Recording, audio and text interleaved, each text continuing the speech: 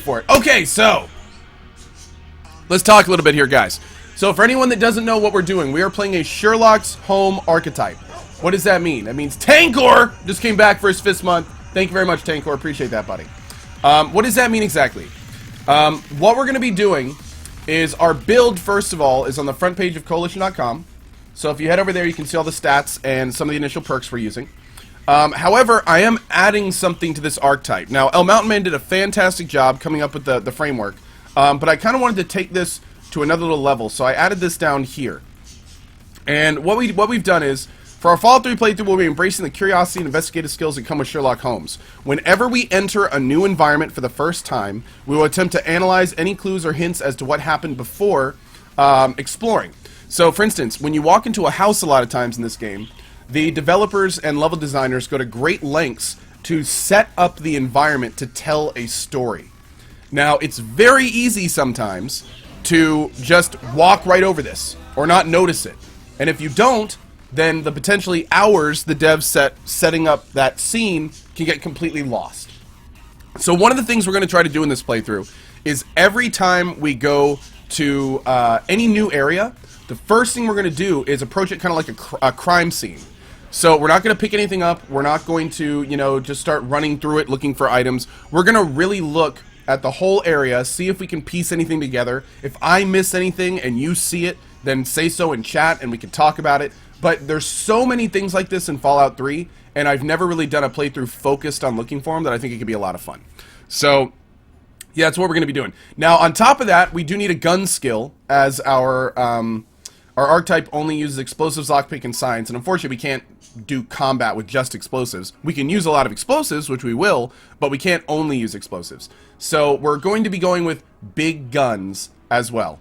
So a good way to think about our character is like a Doctor Who, the latest version, walking around with a belt full of grenades and a minigun with his same scrawny looking look.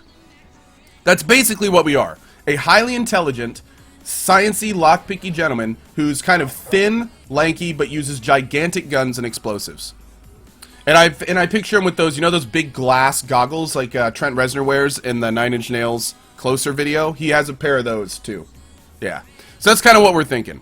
So anyway, yeah, that's kind of how this build is going to go. I'm really excited to play this. It's a very good kind of all-around build, so I don't think we'll get locked out of anywhere.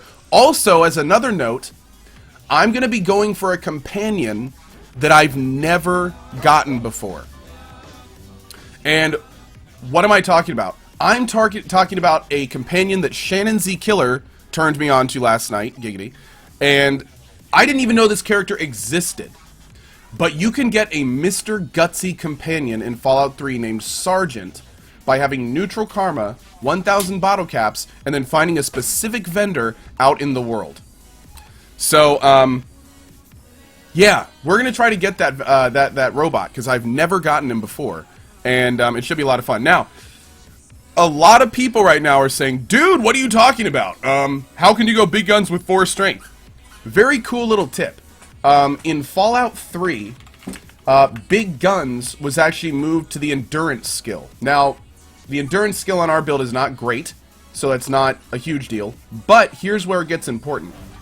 Strength is no longer a factor in big guns in Fallout 3. There is no strength requirement to use guns. There is no strength requirement to lift a gun. A strength 1 character can use a minigun effectively if his big guns is high enough. That's just how Fallout 3 works. This is what we researched last night, because I was actually worried about going big guns too. It's actually one of the reasons I started talking to Shannon, because I wanted to be like, hey, is this build viable if I want to go big guns? And sure enough, after we talked about it for a bit, yeah, it looks like that the strength stat is not nearly as big of a deal than it was in 1 and 2. So we're going to give it a try. Now, worst case, if everything goes haywire and our character sucks, we'll approach that as we get to it. But I'm thinking that we should actually be okay, since all of our stats will be around 5 average by the time we get the bobbleheads and everything. And we will be going for the bobbleheads and such too. Okay, so let's get a couple other things out of the way. Then I'm going to thank all these awesome new